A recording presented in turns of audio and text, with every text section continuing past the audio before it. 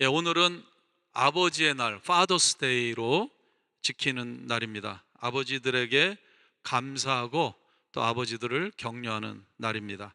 미국에서는 100여 년 전에 5월 둘째 주는 Mother's Day, 6월 셋째 주는 Father's Day로 지켜서 내려오고 있습니다. 이 아름다운 전통은 교회와 크리스찬들에 의해서 시작이 되었습니다.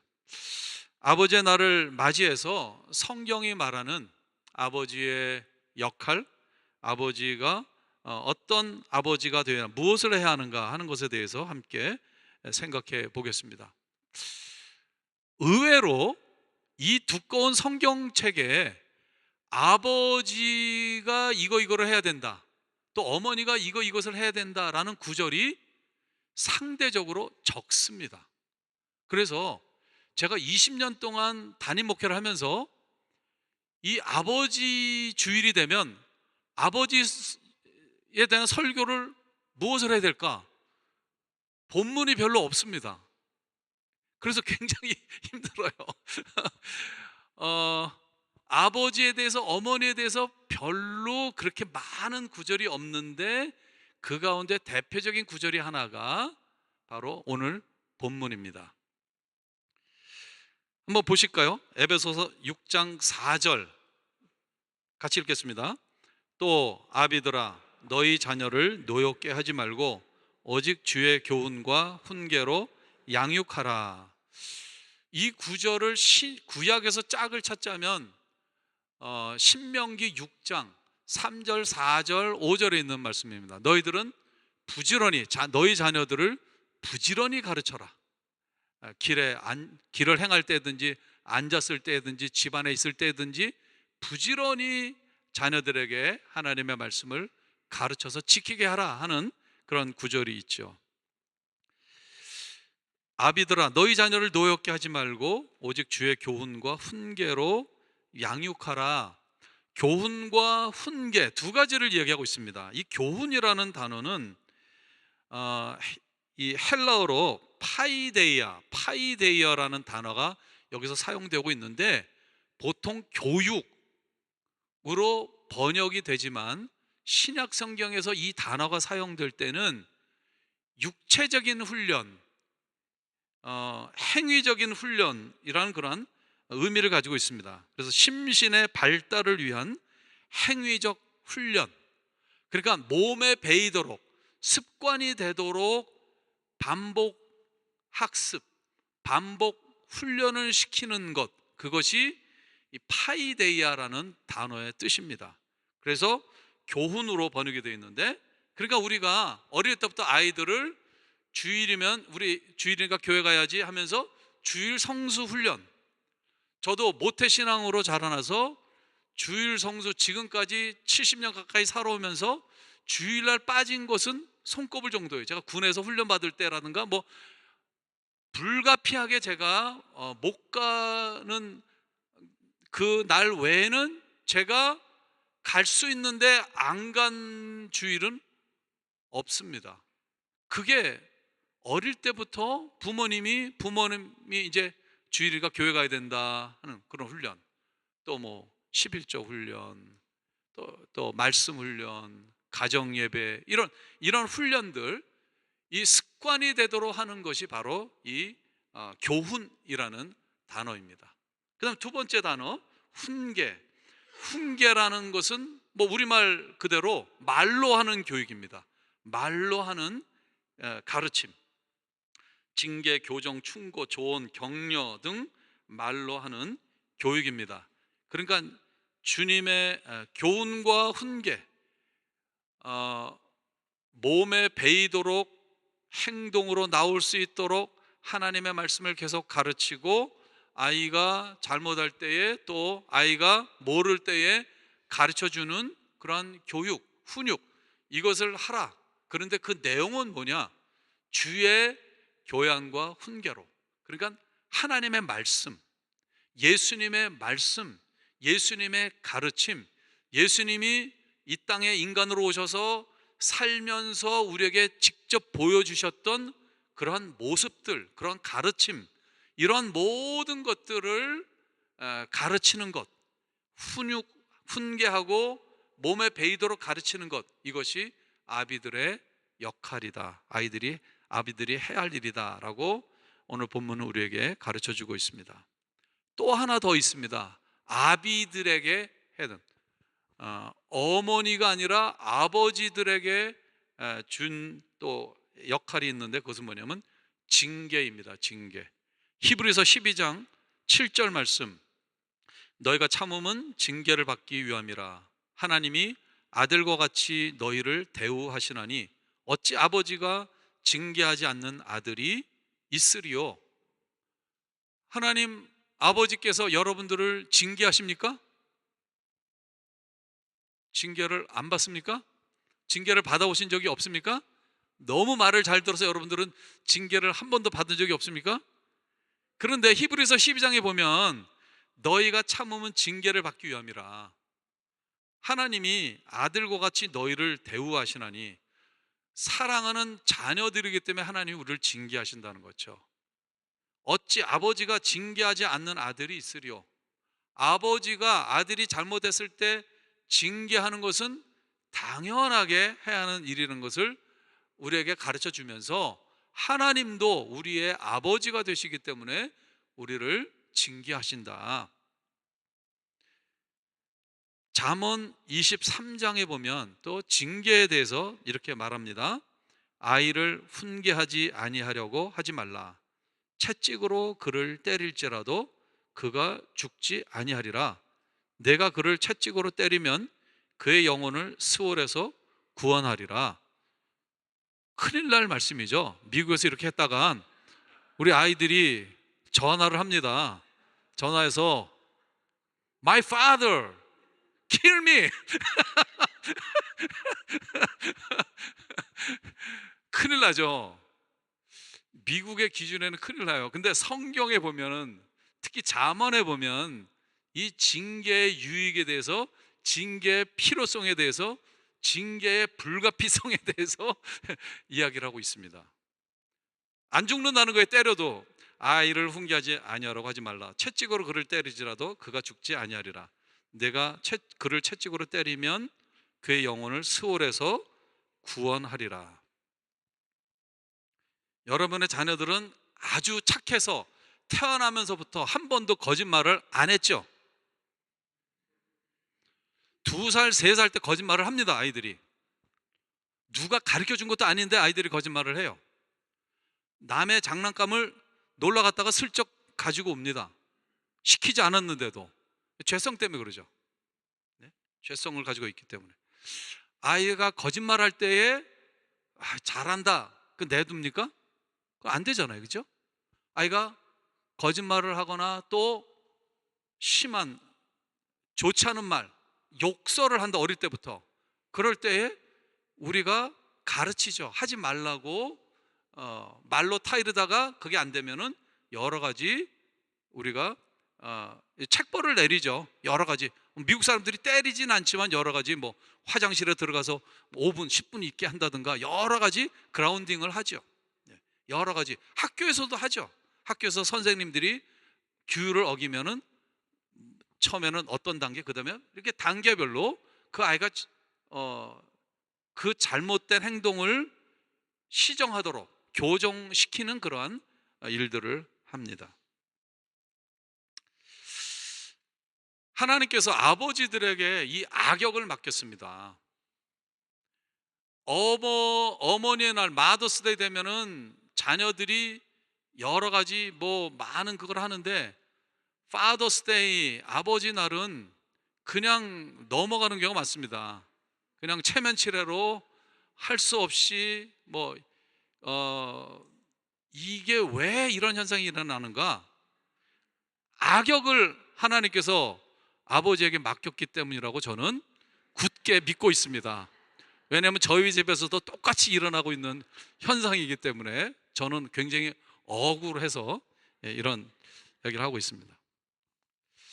아버지들에게 이 역할을 맡겼어요.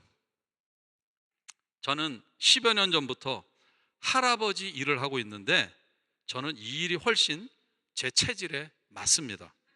손녀가 원하는 대로 해줍니다. 그래서 저를 아주 좋아해요. 사탕을 달라면 사탕을 주고요. 밤 12시에 초콜릿을 달라면 초콜릿을 줍니다. 해달라는 대로 저는 다 해줘요. 너무너무 이뻐서. 아이가 우는 모습도 이쁘고 땡깡 부리는 것도 이뻐요.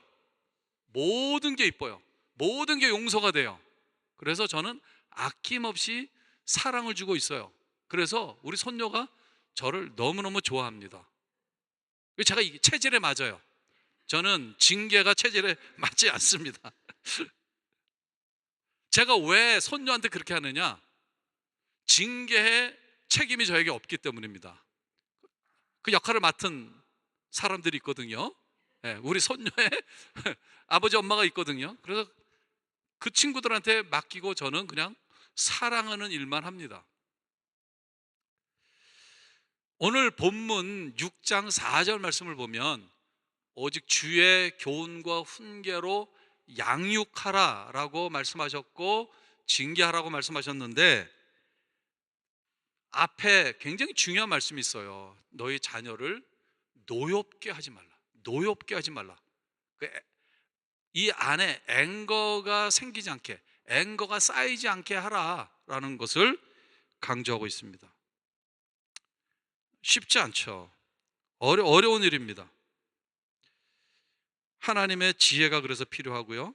평상시에 사랑을 많이 줘야 하고 징계를 하되 사랑으로 징계를 해야 합니다.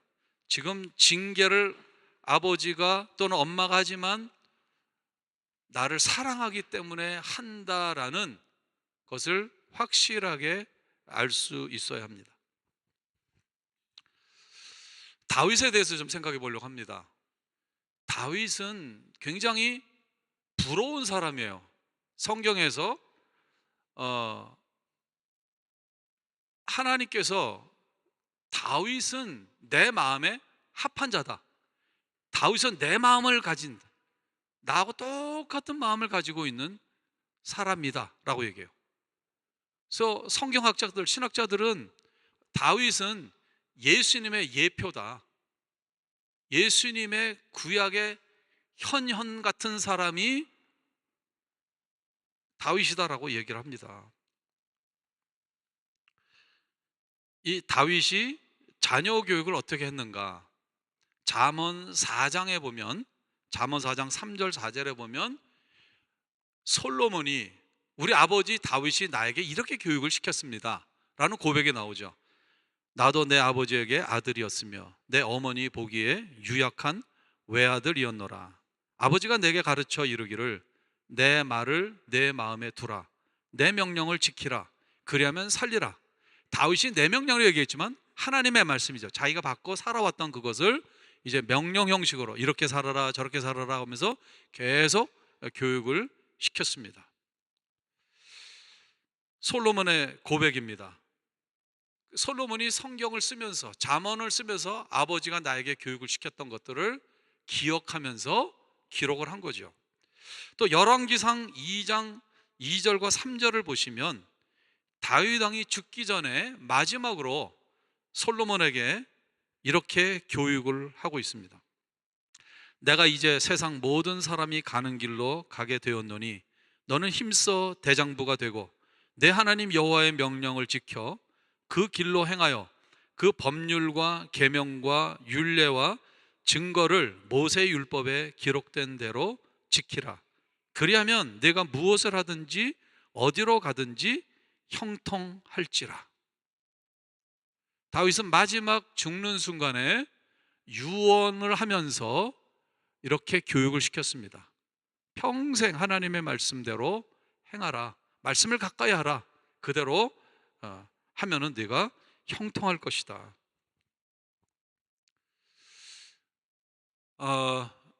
언제 누구나 이제 주님 앞에 설날이 옵니다. 하나님께서 너 이제 수고했다 이제 와라 라고 하면서 우리가 이 세상을 떠날 때가 옵니다.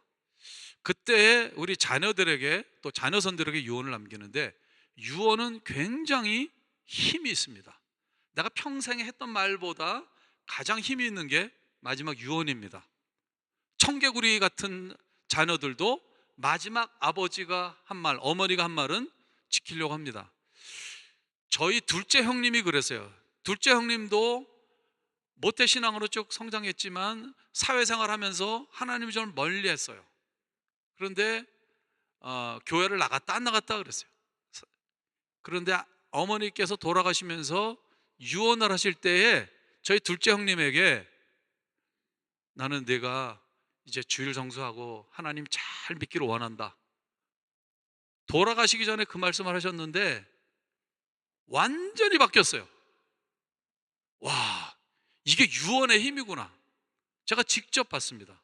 그걸 얼마나 열심히 신앙생활 하셨는지 모릅니다. 그 이후에. 여러분들도 미리 준비를 하셨다가, 아니 뭐 젊은 분들을 미리 하실 필요는 없고, 예, 좀 이제 가까이 왔다, 언제 미리 준비를 하시면 뭐 써놔도 좋고. 그래서 유언은 굉장히 힘이 있습니다. 자녀손들에게 특히 이 신앙에 대해서 하시는 것이 굉장히 좋습니다. 하나님이 주시는 마지막 기회이면서 가장 강력한 교육의 수단이기도 합니다. 솔로몬은 초기에 이 아버지의 명령, 아버지의 가르침을 잘 지켰습니다. 겸손하였고 지혜로웠습니다. 아버지가 당부한 성전 공사도 성공적으로 완공을 했고 봉헌을 했습니다.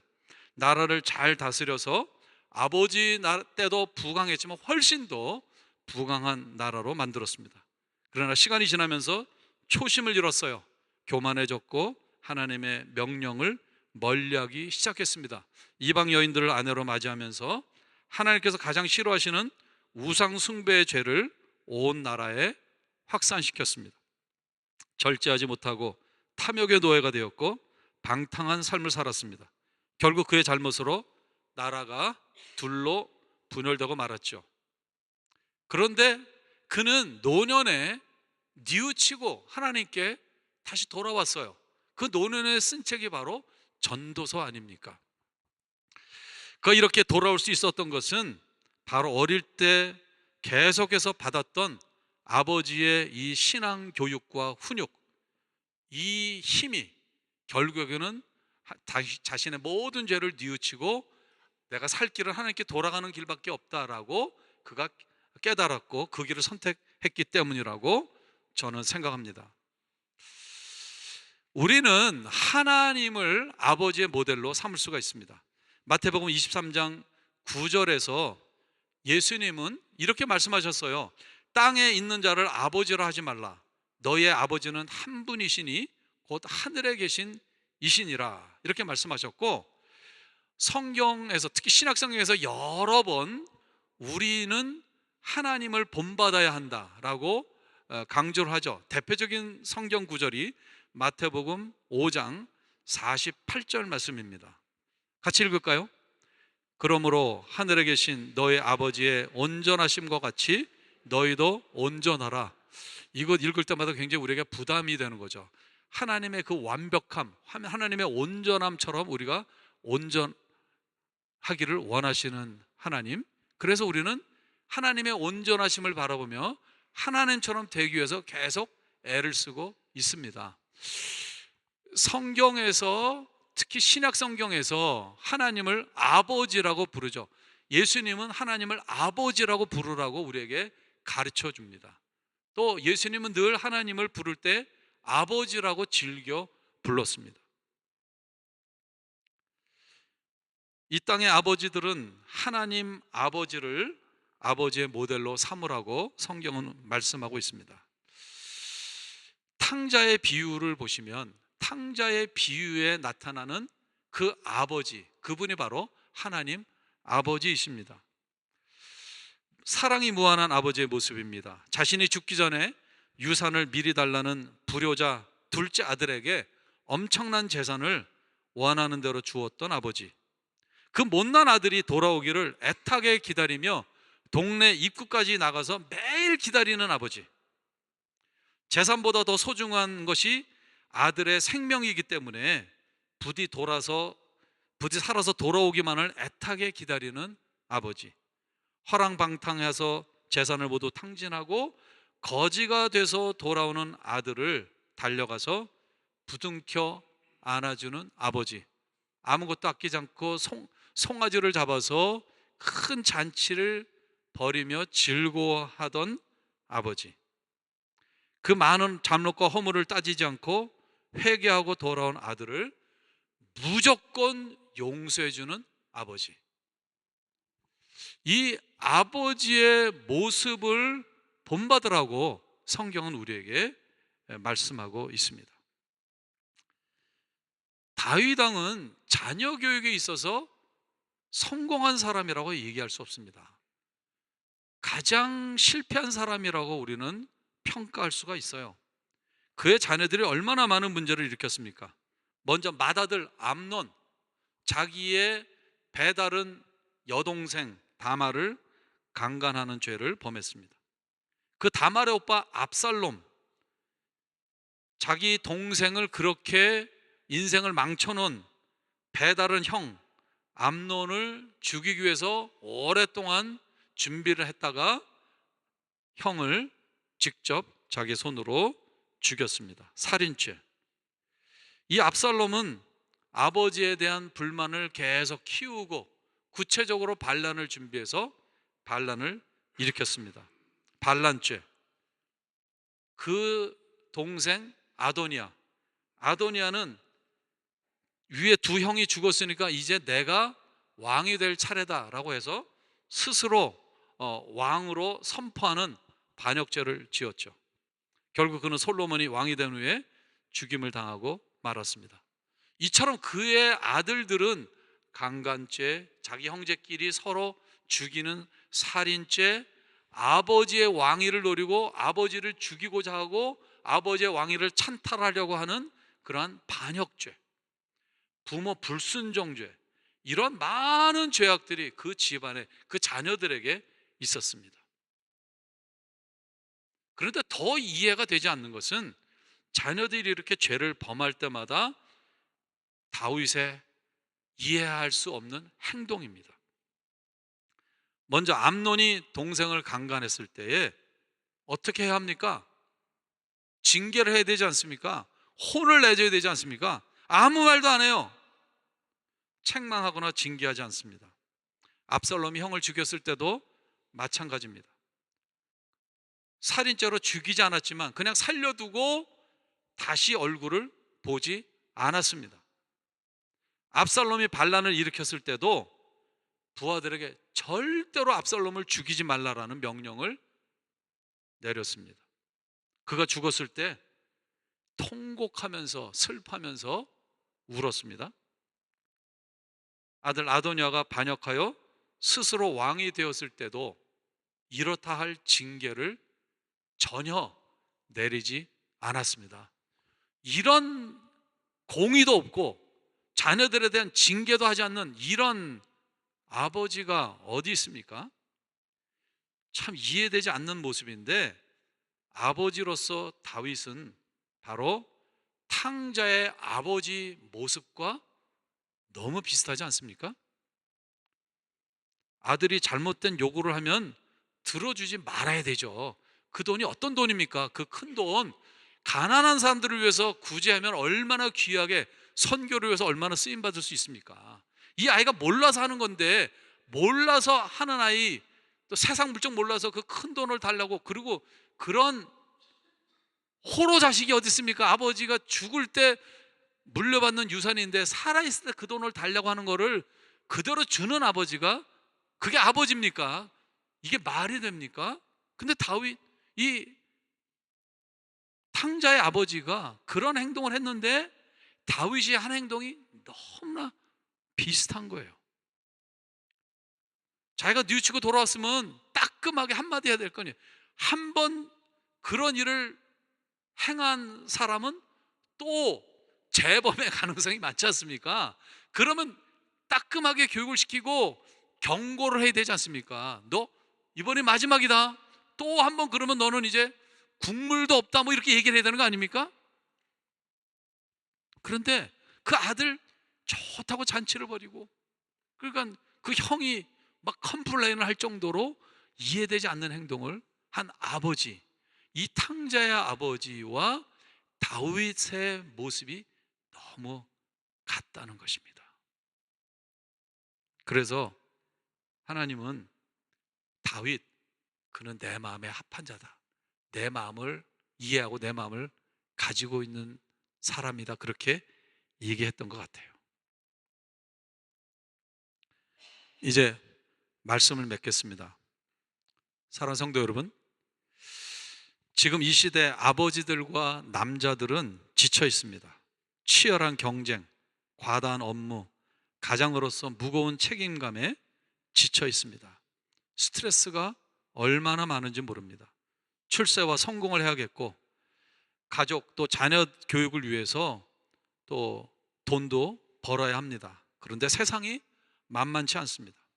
오히려 언제 해고당할지 모르고, 이 사업이 얼마나 오래 갈지, 내일이 보장되지 않는 시대가 되어서 늘 불안하고 두렵습니다. 그뿐만이 아닙니다. 수많은 유혹과 시험이 끊임없이 공격하고 있습니다. 자신을 지키고 믿음을 지키는 일도 상당히 버겁습니다. 그렇기 때문에 아버지들을 위해서 기도를 많이 해야 합니다.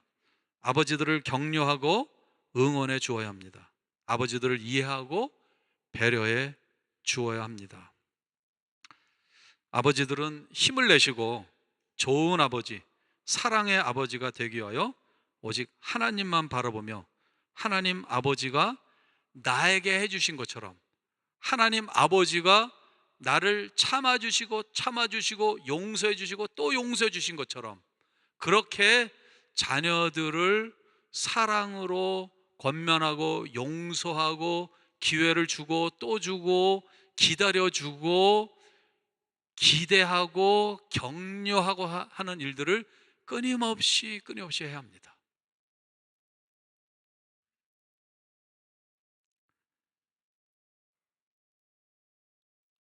이 탕자의 아버지, 하나님 아버지가 한 것처럼 그렇게 흉내를 내면서 그런 마음을 품고 자녀들을 사랑하고 용서하고 포용하고 또 내가 줄 수 있는 모든 사랑을 아낌없이 주고자 하는 그러한 아버지가 될 때에,